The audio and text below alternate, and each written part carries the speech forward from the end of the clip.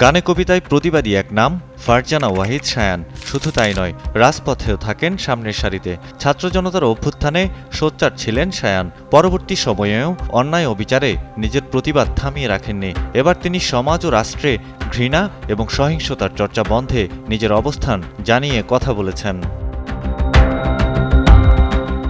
সোমবার দেয়া ফেসবুক পোস্টে শায়ান বর্তমান সরকারকে ঘৃণা, সহিংসতা ও হত্যার হুমকির মতো বিষয়গুলো নিয়ে কঠোর হওয়ার জোর দাবি জানিয়েছেন।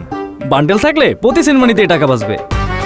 বিকাশ সেনমানি বান্ডেল কিনে জিতুন প্রতি লেনদেনে। তিনি লিখেছেন, আপনারা ঘৃণা চর্চার বয়ানকে চিহ্নিত করুন, আক্রমণাত্মক ভাষাভঙ্গি নিয়ে কাজ করুন, মানুষের জন্য মানবিক আচরণের ন্যূনতম একটা মানদণ্ড তৈরির কথা ভাবুন।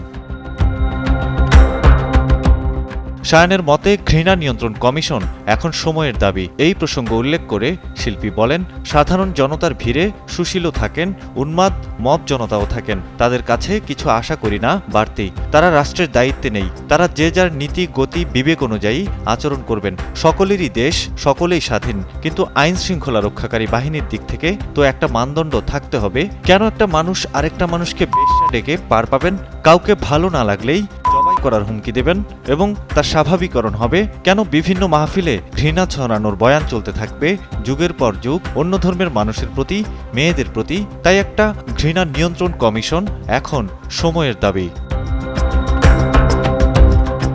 সাইদ মাহমুদ, কালের কণ্ঠ।